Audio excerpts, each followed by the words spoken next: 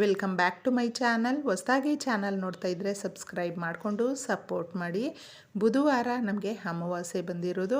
ಅದು ರಾತ್ರಿ ನೀವು ಈ ಪರಿಹಾರವನ್ನು ನಿಮ್ಮ ಅಡುಗೆ ಮನೆಯಲ್ಲಿ ಮಾಡಿಕೊಳ್ಳುವಂಥ ಒಂದು ಪರಿಹಾರವನ್ನು ತಿಳಿಸ್ತಾ ಇದ್ದೀನಿ. ಒಬ್ಬ ಗೃಹಿಣಿ ಮನೆಯಲ್ಲಿ ತುಂಬ ಸಮಯ ಕಳೆಯುವಂಥದ್ದು ಅಂದರೆ ಅದು ಅಡುಗೆ ಮನೆಯಲ್ಲಿ.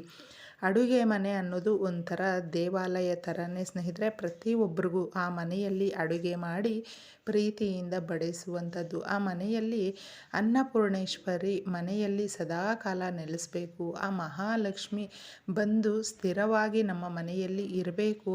ಗ್ರಹಗತಿಗಳು ಎಲ್ಲ ಕೂಡ ನಮಗೆ ಅನುಕೂಲವಾಗುವ ರೀತಿಯಲ್ಲಿ ಇದ್ದಾಗ ಈ ಪರಿಹಾರಗಳು ನಮಗೆ ತುಂಬ ಚೆನ್ನಾಗಿ ಕೈ ಹಿಡಿಯುವಂಥದ್ದು.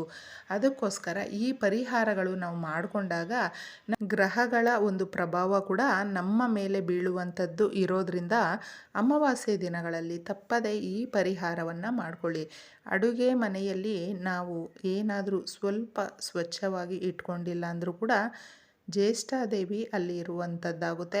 ಎಲ್ಲಿ ಜ್ಯೇಷ್ಠಾದೇವಿ ಇರ್ತಾಳೋ ಅಲ್ಲಿ ಮಹಾಲಕ್ಷ್ಮಿ ಇರೋದಿಲ್ಲ.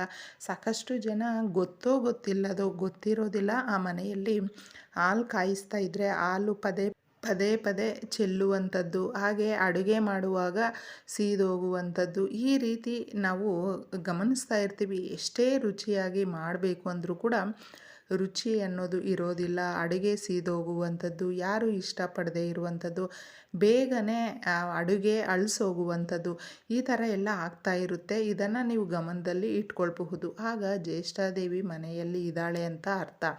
ಜ್ಯೇಷ್ಠಾದೇವಿ ಎಲ್ಲಿರ್ತಾಳೋ ಅಲ್ಲಿ ಸುಖ, ಶಾಂತಿ, ನೆಮ್ಮದಿ ಅನ್ನೋದು ಇರೋದಿಲ್ಲ. ಪ್ರತಿ ಸಮಯ ಕೂಡ ಜಗಳ ಮಾಡ್ತಾನೆ ಇರುವಂಥದ್ದು, ಕಷ್ಟಗಳಿಗೆ ದಾರಿ ಜಾಸ್ತಿ ಆಗುತ್ತೆ. ಸಮಸ್ಯೆಗಳು ಅನ್ನೋದು ಪದೇ ಪದೇ ರಿಪೀಟ್ ಆಗ್ತಾನೆ ಇರುತ್ತೆ. ಒಂದು ಕಷ್ಟ ಬಂದಾಗ ಅದನ್ನು ನಾವು ಯಾವುದೋ ಒಂದು ರೀತಿಯಲ್ಲಿ ಹ್ಯಾಂಡ್ಲ್ ಮಾಡಿ ಮುಂದೆ ತಗೊಂಡು ಹೋಗ್ತೀವಿ ಅಂತ ಹೇಳಿದ್ರೆ ಅದಕ್ಕೆ ಇನ್ನಷ್ಟು ಸೇರಿಕೊಳ್ಳುತ್ತೆ. ಒಂದು 10-15 ಸಮಸ್ಯೆಗಳು ಅನ್ನೋದು ಒಂದೇ ಸರಿ ಬರುವಂಥದ್ದು, ಈ ಥರ ನಾವು ನೋಡಬಹುದು. ಅಮಾವಾಸ್ಯೆ ದಿನಗಳಲ್ಲಿ ಎಲ್ಲ ದಿನಗಳಲ್ಲೂ ಕೂಡ ಚೆನ್ನಾಗೇ ಇರ್ತಾರೆ. ಆದರೆ ಆ ಅಮಾವಾಸ್ಯೆ ದಿನ ಇದ್ದಕ್ಕಿದ್ದಂಗೆ ಕೂತ್ಕೊಂಡು ಚೆನ್ನಾಗಿ ಮಾತಾಡಬೇಕಾದ್ರೂ ಕೂಡ ಜಗಳ ಮಾಡುವಂಥದ್ದು, ಏನೋ ಒಂದು ಮಾತು ಹೆಚ್ಚು ಕಡಿಮೆ ಆದಾಗ ಈ ರೀತಿಯ ಸಮಸ್ಯೆಗಳು ಮನೆಯಲ್ಲಿ, ಅದು ಚಿಕ್ಕವರು ಇರಬಹುದು ಅಥವಾ ದೊಡ್ಡವರು ಇರಬಹುದು, ಅವರಿಗೆ ಏನೋ ಒಂದು ಆರೋಗ್ಯ ಸಮಸ್ಯೆಗಳು ಅನ್ನೋದು ಹಠಾತ್ತಾಗಿ ಆ ದಿನಗಳಲ್ಲೇ ಬರುವಂಥದ್ದು, ಮೈ ಕೈ ನೋವು ಬರುವಂಥದ್ದು, ಜಾಸ್ತಿ ದೃಷ್ಟಿ ಇರುವ ರೀತಿಯಲ್ಲಿ, ಈ ಥರ ಎಲ್ಲ ಸಮಸ್ಯೆಗಳನ್ನು ನಾವು ಒಂದಲ್ಲ ಒಂದು ರೀತಿಯಲ್ಲಿ ಅದರಿಂದ ನಾವು ಕಷ್ಟಪಡ್ತಾನೆ ಇರ್ತೀವಿ.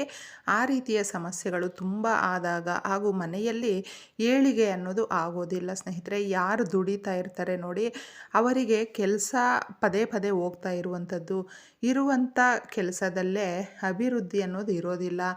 ನಾವು ಆರ್ಥಿಕವಾಗಿ ತುಂಬ ಹಿಂದೆ ಉಳಿದು ಬಿಟ್ಟಿದ್ದೀವಿ ಅನ್ನುವಂಥವರು, ಸಮಸ್ಯೆಗಳು ಜಾಸ್ತಿ ಆದಾಗ ಮನೆಯಲ್ಲಿ ಈ ರೀತಿಯ ಪರಿಹಾರಗಳನ್ನು ಅಮಾವಾಸ್ಯೆ ದಿನಗಳಲ್ಲಿ ಮಾಡಿಕೊಂಡಾಗ ಎಲ್ಲ ರೀತಿಯ ಗ್ರಹಗತಿಗಳು ಕೂಡ ನಮಗೆ ಒಂದು ರೀತಿಯಲ್ಲಿ ಒಂದು ಸಹಾಯ ಮಾಡುವಂಥದ್ದಾಗುತ್ತೆ. ಯಾಕಂದರೆ ಗ್ರಹಗಳಿಗೆ ಸಂಬಂಧಪಟ್ಟಂಥ ವಸ್ತುಗಳಲ್ಲಿ ನಾವು ಪರಿಹಾರ ಮಾಡಿಕೊಳ್ಳುವಂಥದ್ದು. ಅದಕ್ಕೋಸ್ಕರ ಇದನ್ನು ನೀವು ತಪ್ಪದೆ ರಾತ್ರಿ 12 ಗಂಟೆಯ ಒಳಗೆ ಮಾಡ್ಕೊಳ್ಳಿ. ನಿಮ್ಮ ಮನೆಯ ಅಡುಗೆ ಮನೆಯಲ್ಲಿ ಅಂದರೆ ಸ್ಟವ್ ಹತ್ರ ಮಾಡಿಕೊಳ್ಳುವಂಥದ್ದು, ಗ್ಯಾಸ್ ಸ್ಟವ್ವೋ ಒಲೆನೋ ನೀವು ಏನು ಇಟ್ಟಿರ್ತೀರೋ ಅಲ್ಲಿ ಮಾಡಿಕೊಳ್ಳುವಂಥ ಪರಿಹಾರ. ನಾವು ಅಡುಗೆ ಮನೆಯಲ್ಲಿ ಮಾಡಿಕೊಂಡಾಗ ನಮ್ಮ ಒಂದು ಜೀವನದಲ್ಲಿ ಯಾವ ಥರ ನಾವು ಅಭಿವೃದ್ಧಿ ಕಾಣ್ತೀವಿ ಅಂತ ಕೂಡ ಸುಮಾರು ಜನಕ್ಕೆ ಅನ್ನಿಸ್ಬಹುದು. ನಾವು ದೇವರ ಮನೆಯಲ್ಲಿ ಯಾವ ರೀತಿ ಪೂಜೆ ಮಾಡ್ತೀವೋ ಅದೇ ಥರನೇ ಅಡುಗೆ ಮನೆ ಕೂಡ ಅಷ್ಟೇ ಶ್ರೇಷ್ಠವಾಗಿರುವಂಥದ್ದು. ಅದಕ್ಕೋಸ್ಕರ ಈ ಪರಿಹಾರಗಳು ನಮಗೆ ಒಂದು ಎತ್ತರದ ಮಟ್ಟಕ್ಕೆ ತಗೊಂಡೋಗುವಂಥದ್ದಾಗುತ್ತೆ.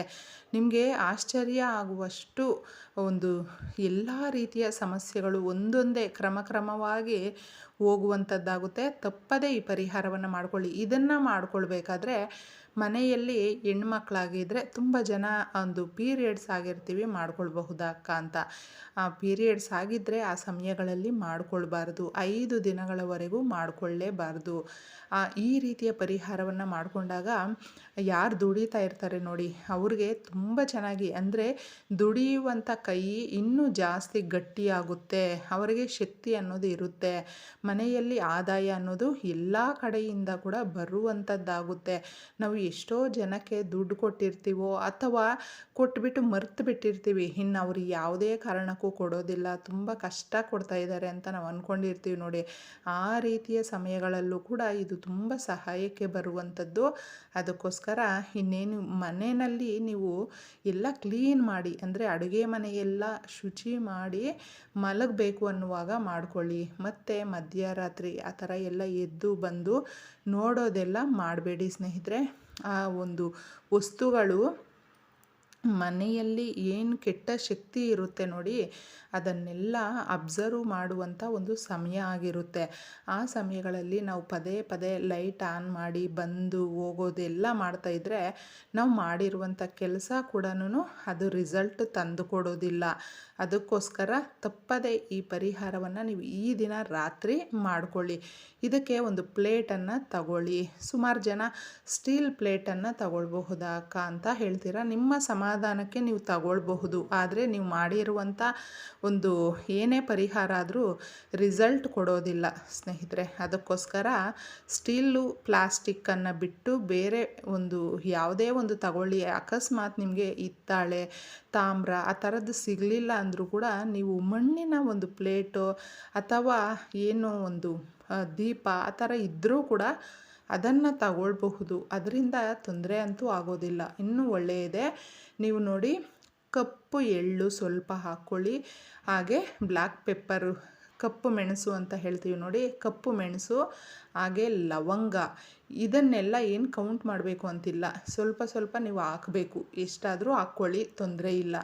ಸ್ವಲ್ಪ ಅರಿಶಿಣ ಕುಂಕುಮ ಇದ್ರ ಜೊತೆನೇ ಹಾಕಿ, ಕಪ್ಪು ಎಳ್ಳು ಹಾಗೂ ಕಾಳು ಮೆಣಸು, ಲವಂಗ, ಅರಿಶಿಣ, ಕುಂಕುಮ ಇದನ್ನು ನೀವು ಹಾಕಬೇಕಾಗುತ್ತೆ. ಇಷ್ಟು ವಸ್ತುಗಳನ್ನು ಹಾಕಿಬಿಟ್ಟಿದೆ ನಿಮ್ಮ ಮನೆಯಲ್ಲಿರುವ ಎಲ್ಲ ಸಮಸ್ಯೆಗಳು ಕೂಡ ದೂರ ಆಗಬೇಕು ಅಂತ. ಈ ಕಪ್ಪು ಎಳ್ಳು ಅನ್ನೋದು ಎಷ್ಟೇ ಕಠಿಣ ಸಮಸ್ಯೆಗಳಿದ್ದರೂ ಕೂಡ ಅದನ್ನು ಎಳ್ಕೊಳ್ಳುವಂಥ ಶಕ್ತಿ ಈ ಕಪ್ಪು ಎಳ್ಳಿಗೆ ಇದೆ. ಇನ್ನು ಲವಂಗ ಅಂದರೆ ನಮ್ಮ ಮನೆಯಲ್ಲಿ ದೃಷ್ಟಿಯ ಅಭಾವ ಜಾಸ್ತಿ ಆಗಿದ್ದರೂ, ಹಣಕಾಸಿನ ಸಮಸ್ಯೆಗಳು ಜಾಸ್ತಿ ಆಗಿದ್ದರೂ ಕೂಡ ಅದನ್ನು ನಮಗೆ ಕಡಿಮೆ ಮಾಡುವಂಥದ್ದು, ಆ ಸಮಸ್ಯೆಗಳನ್ನೆಲ್ಲ ಈ ವಸ್ತುಗಳು ಅಷ್ಟು ಚೆನ್ನಾಗಿರುವಂಥದ್ದು. ಬ್ಲ್ಯಾಕ್ ಪೆಪ್ಪರ್ ಅನ್ನೋದು ಲಕ್ಷ್ಮೀ ದೇವಿಗೆ ತುಂಬ ಇಷ್ಟದ ವಸ್ತು. ಎಲ್ಲಿ ಈ ವಸ್ತುಗಳನ್ನು ನಾವು ಬಳಸಿ ಮಾಡ್ತೀವಿ ನೋಡಿ, ಅಲ್ಲಿ ಸದಾಕಾಲ ಸ್ಥಿರವಾಗಿ ತಾಯಿ ನೆಲೆಸಿರ್ತಾಳೆ. ಇದನ್ನು ಮಾಡಿಕೊಂಡು ಮಾರನೇ ದಿನ ಕವರಲ್ಲಿ ತಗೊಂಡೋಗ್ಬಿಟ್ಟಿದೆ, ಯಾರು ತುಳಿದೇ ಇರುವ ಗಿಡಗಳ ಹತ್ರ ಇನ್ನೆಲ್ಲಾದರೂ ಒಂದು ಪ್ರದೇಶದಲ್ಲಿ ಹಾಕ್ಬಿಟ್ಟು ಬನ್ನಿ. ಈ ಥರ ಪರಿಹಾರನ ನೀವು ಮಾಡ್ಕೊಂಡು ನೋಡಿ, ನಿಮ್ಮ ಮನೆಯಲ್ಲಿ ಸುಖ, ಶಾಂತಿ, ಸಮೃದ್ಧಿ ಅನ್ನೋದು ತುಂಬಿ ತುಳುಕಾಡುತ್ತೆ. ಇಷ್ಟೇ ಸುಲಭವಾಗಿ. ಎಲ್ರಿಗೂ ಒಳ್ಳೆಯದಾಗಲಿ. ಧನ್ಯವಾದಗಳು.